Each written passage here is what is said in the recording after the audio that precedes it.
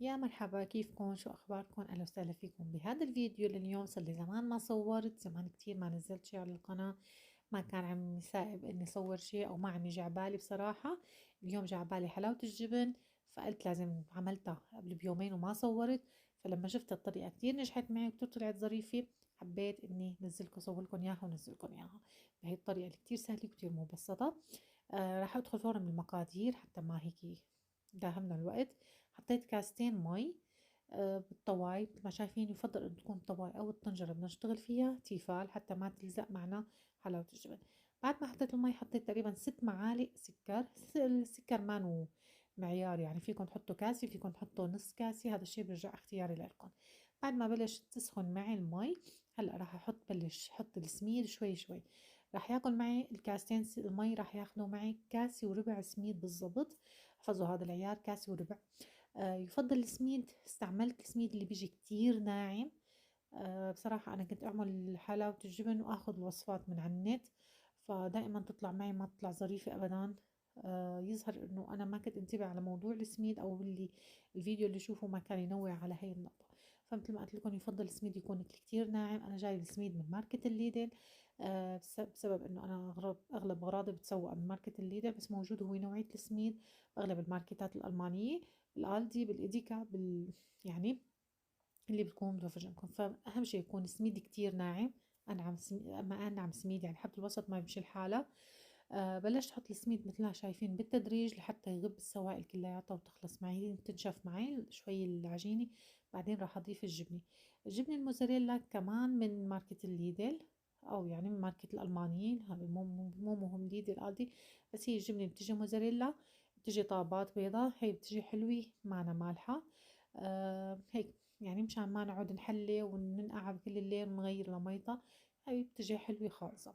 قطعت تقريبا عندي أكتر من نص كيلو، 600 غرام ل 700 غرام جبنة استعملت، حتى تطلع جبنتها وفيرة وكل اسمها حلاوة الجبن. فحطيت هون الجبنة وبلشت كمان. هلا هيك بدنا شوية، يعني بدنا توجعنا ايدنا، بس يعني اجباري بدنا نعمل، بدها شوية سرعة لأنه مشان تذوب الجبنة وتتشابك كلياتها مع بعضها. هلا هون بهدي الغاز شوي بهاي المرحلة حتى ما تلتدع معي حلاوة الجبن، وبضل بحرك لحتى تشبك معي وتذوب وتذوب الجبنة كلياتها بالسميد، وتصير بتلم معي العجينة كلياتها. هلا بتشوفوا بتبلش تلم، بتصير تكتل على بعضها، بتصير عجينة وحدة. بهاي الطريقة بضمن إنه بعرف إنه صارت جاهزة تقريبا. وآخر شي طبعا بنحط منكه شوية مية زهر وشوية مية ورد، وبحركها تحريكة أخيرة وبطفي تحتها.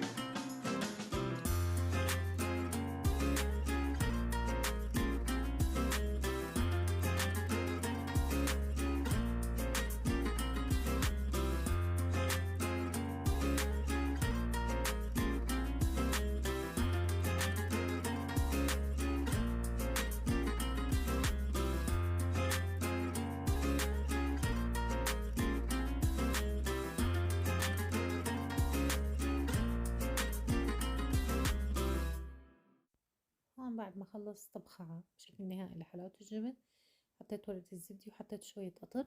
رح أقسم الكمية على قسمين، لأنه ما بدي إياها تكون كبيرة كتير القطعة وسميكة. وراح أمدها بهي الشكل مثل ما شايفين. حطيت قطر من تحت وراح أمدها بإيدي. حط شوية هيك، بلكيت إيدي بشوية قطر كمان حتى تصير تمد معي بسهولة. العجينة ناجحة 1000000%، ما بتعذب أبدا، كتير سهل مدها والشغل فيها، ومتماسكة منيح. حتى يعني بنمدها بالمدلك بالطريقة اللي بدنا إياها. أنا مجهزة القشطة من قبل بوقت. القشطة هي عندي عبارة عن حليب بغليه على الغاز، وبحط له شوية خل حتى يفرط معي ويصير معي القريشة لحال والمي لحال. بصفيها بمصفاي، وبعدين بخلط معها علبة مسكربونة، فبتعطيني قشطة كتير طيبة. ولذيذة. بس هلا في عالم بتطبخ القشطة هي حليب وسميد وهالقصص، فأنا ما بحبها للأمانة. حبيت هاي طريقة القشطة أكتر، هي عبارة عن قريشة الحليب مع علبة مسكربونة. هون عندي القسم الثاني من حلاوة الجبن، كمان راح أمدها حتى أحشيها. كمان بعدين مثل ما قلت لكم قسمتها على قسمين حتى ما تكون معي سميكة أو تصير القطعة كتير كبيرة وتلبكني، لأنه ما عندي مجال على الطاولة أو على المجلة إني مكان كتير واسع لحتى بدها قطعة كتير كبيرة. بعد ما مديتها وحشيتها قطعتها. طبعا هذا الشي كيف بدكم تحشوها كيف بدكم تقطعوها، هذا الشي كله اختياري، بيرجع كل واحد وذوقه. حطيتها بالبراد. فيني اقطعها فورا، لأن ما قلت لكم العجينة بتكون ناجحة ما بتعذب بالتقطيع أبدا. وفيني حطها بالبراد، حتى فيني حطها بالبراد يومين ثلاثة، اجاني ضيوف مثلا خلال الكم نهار. بس المهم اني غلفها حتى ما تنشف، وحتى ما تاخد طعمي من البراد من الأكلات التانية. بخليها هيك. مثل ما قلت لكم أنا صار لي كذا يوم عم بعملها. بحطها مثل ما هي القطعة، وقت بيجي على بالنا اجاني حدا بطالع وبقطع وبزينها وبقدمها، ولا بيصير لها شيء ابدا. المهم اني اغلفها كتير منيح حتى ما يدخل لها هواء او ما تتأثر بالنكهات التانية الموجودة بالبراد. شايفين العجينة كتير رقيقة وكتير ظريفة وكتير يعني سهل الشغل فيها، لأنها ظابطة 100%. لا أنا عم تلزق، لا أنا عم تعذب، لا أنا عم تشقق، ولا أبدا. هلا هون تقريبا رح أخلص، حطها بالبراد شوي، وبعدين راح طالعها وقطعها وزينها. بصراحة هاي الوجبة عاملتها لرفيقتي، لصديقتنا يعني صديقة العيلة، هي ألمانية.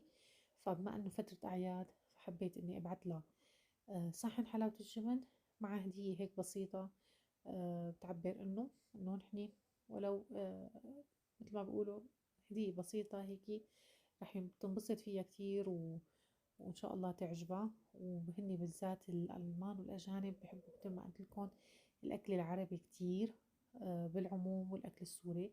مع إنه أنا دائما لما بيجوا لعندي بحاول إني دوقهم وطعميهم من أكلاتنا، فكتير بيحبوهم وبينبسطوا. فقلت إنه حلو ابعت لها صح حلاوة الجبن. بما إنه بتعرفوا هاليومين عندهم العيد فبيكونوا سهرانين كلهم والعيلة ملتمة، فقلت يعني هيك بادرة حلوة يعني. فراح ابعت له هدية معاها صحن حلاوة الجبن. بس هلا بنشوف بس نخلص كيف كمان راح نغلفه، وتشوفوا معي شو هي الهدية اللي راح ابعت له اياها. ولو هي هدية كتير بسيطة وشغلي مثل ما بقولوا سني ما بيهمهم يعني سبحان الله انه ما بيهتموا قطعة تكون كتير غالية. المهم شيء يعبر عن انه انا فطنانة فيها، مثلا حابة اهديها شيء ولو شيء كتير بسيط. هلا هي دائما تهدينا بهي الايام، تهدينا شوكولا. اجت من كذا يوم جايبت لنا شوكولا كتير لقيتها حلوة منها حتى. فحبيت انه كمان ردلها الهدية بهدية من شغلي، وقد ما كانت بسيطة بس حلوة. يلا تابعوا الفيديو.